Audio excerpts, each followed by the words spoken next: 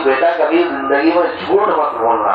इसलिए मैं ने माँ की बात को अपने जहन में रखा और मैंने आप लोगों से सच बात बोला। तो डाकू का सरदार भी बड़ा मुतासिर हुआ और सारे डाकू मुतासिर हुए और डाकुओं ने अपने उस जो है सोचा कि इतना छोटा बच्चा होकर के अपनी माँ की जो है नसीहत को याद कर रहा है और अल्लाह की बात को इसने याद रखा है, तो हम अपने बड़े होकर करके अपना बड़ा कुकर्म कर रहे हैं और अपना बड़ा जो गुनाह कर रहे हैं, ये तो हम लोग के लिए सही नहीं है और मुनासिब नहीं है। तमाम डाकुओं ने अपने सरदार समेत अपने उस गुनाह से तौबा किया और ये नियत किया कि अब जो जिंदगी बची है कभी जो है हम लोगों को जो है माल नहीं छीनेंगे और हम डाका नहीं डालेंगे, हम इस गुनाह से तौबा करते हैं। अब सोच लीजिए उस बड़े कुकर्म से तौबा का जरिया कौन बने? ये छोटे से बच्चे बने, शेख अब्दुल कादिर जिलानी रहमतुल्लाह अलैह बने। और ये इनकी जो तरबियत हुई जिससे कि इनकी वालदा नहीं। यहाँ इसी तरीके से आता है शेख बख्तियार काकी रहमतुल्लाह अलैह के बारे में, जिनकी कब्र जो है आपके दिल्ली के अंदर है, महरौली में। जब ये छोटे बच्चे थे तो इनकी वालदा ने, और ये मकतब जाया करते थे पढ़ाई के लिए, इनकी वालदा ने तो एक बात समझाया कि देखो बेटा तुम मकतब जाते हो सुबह के वक्त और शाम के वक्त आते हो, तुम्हें भूख लग जाया करती है, ऐसा करो जब भी तुम मकतब से आया करो तो तुम सबसे पहले घर में आने के बाद वज़ू बनाया करो और वज़ू बना करके तुम अपना जायनमाज़ बिछाओ और जायनमाज़ बिछा करके 2 रकात नफिल नमाज पढ़ो और अल्लाह से दुआ करो और अल्लाह से दुआ में ये कहना कि अल्लाह हम भूखे हैं, आप हमें खाना खिलाइए। क्या दुआ करना कि अल्लाह हम भूखे हैं, आप हमें खाना खिलाइए। और इनकी वालदा क्या करती थी? छुप कर करके ताख के ऊपर खाना रख देती थी और जब ये दुआ से फारिग होते थे तो इनकी वालदा कहती थी कि देखो बेटा अल्लाह ने तुम्हारे लिए ये ताख पर खाना भिजवा दिया। और वो उतारते थे और उतार के खाना खाते थे। ये वालदा को आके उनको इस बात की ट्रेनिंग दे रही है, इस बात को सिखा रही है कि खाना हम ही खिलाते हैं, खाना तो अल्लाह खिलाते हैं। खाना कौन खिलाते हैं भाई? अल्लाह खिलाते हैं। ये बात उनकी वालदा उनको सिखला रही है और उनका यकीन अल्लाह का होने का बना रही है। यहाँ एक दिन क्या हुआ कि उनकी वालदा किसी तकरीब में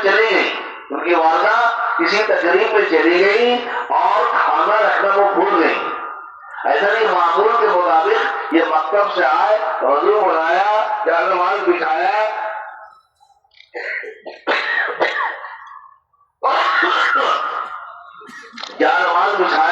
और 2 रकात नमाज पढ़ी और अल्लाह से दुआ मांगा और ये कहा कि अल्लाह हमें भूख लगी है और हमें खाना खिलाइए। अल्लाह का दरिया करम जोश में आया, और अल्लाह के खजाने से खाना आकर के उस ताख पर रखा गया। बस उन्होंने खाने को उतारा और उतारने के बाद खाया। आज का जो खाना था बड़ा लजीज था और बड़ा मजेदार था। उन्होंने उस खाने को खाने के बाद जो है यदि अपनी बहन से पूछा कि वालदा कहाँ गई है तो उन्होंने बता दिया कि वालदा वहाँ गई है। बस ये चले गए। अच्छा, उधर उनकी वालदा को बहुत फिक्र, आज तो हमारा राज फाश हो जाएगा, बात खुल जाएगी, पता चल जाएगा हमारे बेटे को। तो उन्होंने सबसे पहले पूछा ये कि बेटा तुमने खाना खाया? तो कहा लीजिए अब्बा जान आज तो हमने और दिनों से ज्यादा लजीज और मजेदार खाना खाया। उसके बाद अपना हाथ उन्होंने वालदा की तरफ कर दिया और कहा कि देखिए हमारे हाथ से कितने अच्छे खाने की खुशबू आ रही है। जब उन्होंने सूंघा और कहा, सोचा दिल में कि अब हमारा बेटा अल्लाह से लेने वाला बन गया, अब हमारा बेटा अल्लाह से लेने वाला बन गया। तो कल की माएँ क्या होती थी? अपने बच्चों को अल्लाह से लेने वाला बनाती थी, अल्लाह के खजाने से उनका ताल्लुक जोड़ती थी, अपने मसाइल को अल्लाह से हल करने वाला बनाती थी। तो कल की माओं की जो तरबियत थी वो अपने बच्चों को अल्लाह के नेक बंदे बनने की वो थी। इसलिए मेरे दोस्त बुजुर्गों, जितना अल्लाह के नेक और सालिहीन बंदे, अल्लाह के बरगुज़िदा बंदे बने हैं, ये माओं के तरबियत के नतीजे में। माँ ने बचपन ही से इनको नेक अमाल का पाबंद बनाया, नेक अमाल का आदी बनाया कि बड़े होकर के अल्लाह के जो है बरगुज़िदा बंदे बने। यहाँ تو سب سے پہلے یہ ہے کہ ماں کا ذہن بنے، ماں کے اندر اللہ کا دین آئے، ماں کی زندگی میں آخرت کی فکر آئے، ماں کی زندگی میں اللہ کی ذات کا ڈر اور خوف آئے، تب جا کر کے وہ اپنے بچوں کی بھی تربیت کرتی ہے اور بچوں کو بھی دین کے اوپر جو زندگی گزارنے کے لیے تیار کرتی ہے۔ اس کے لیے میرے دوست بزرگوں آپ غور کریں، حضرت جی مولانا شاہ یوسف رحمۃ اللہ علیہ کی یہ پوری تحقیق ہے۔ حضرت جی مولانا شاہ یوسف رحمۃ اللہ علیہ جو اس کام کے پورے دنیا کے دوسرے امیر تھے، ان کی پوری تحقیق ہے کہ جس طریقے سے جناب رسول اللہ صلی اللہ علیہ وسلم صحابہ کرام کو لے کر کے چلے اللہ کے راستے میں اور ان کے دین کی فکر کی ہے، اسی طریقے سے جناب رسول اللہ صلی اللہ علیہ وسلم صحابیات کو بھی لے کر کے چلے ہیں اور ان کے بھی دین کی فکر کی ہے۔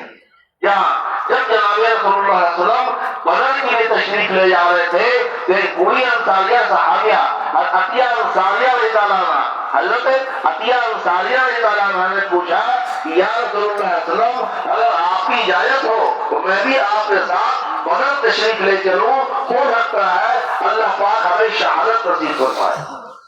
تو جہاں صحابہ کرام کے دلوں کے اندر شہادت کا جذبہ تھا، وہاں صحابیات کے دلوں کے اندر بھی یعنی شہادت کا جذبہ تھا۔ جہاں جب جو ہے معاذ بن جبل رضی اللہ عنہ کو جناب رسول اللہ علیہ وسلم نے یمن کے لیے بھیجا ہے، یمن والوں کی تعلیم و تبلیغ کے لیے جناب رسول اللہ علیہ وسلم نے معاذ بن جبل رضی اللہ عنہ کو یمن بھیجا، تو ساتھ میں ان کی 2 بیویاں بھی گئی وہاں یمن کے اندر۔ اور جب یہ وہاں پہنچے تو وہاں اس وبا پھیلا ہوا تھا اور اس وبے کے اندر ان کی دونوں بیویاں مبتلا ہوئی اور دونوں کی طبیعت خراب ہوئی، دونوں بیمار ہوئی اور دونوں کا انتقال ایک ہی دن میں ہوا اور دونوں کو ایک ہی قبر کے اندر دفن کیا گیا۔ تو جہاں صحابہ کرام اللہ کے دین کے لیے مختلف ممالک کے اندر ان کی قبریں ہیں، اسی طریقے سے صحابیات کی بھی قبریں دنیا کے مختلف علاقے کے اندر ہیں۔ ایک بار جناب رسول اللہ علیہ وسلم حضرت یاسر رضی اللہ عنہ کے گھر میں دوپہر کے وقت آرام فرما رہے تھے تو جو ہے مسکراتے ہوئے اٹھے، جناب رسول اللہ علیہ وسلم مسکراتے ہوئے اٹھے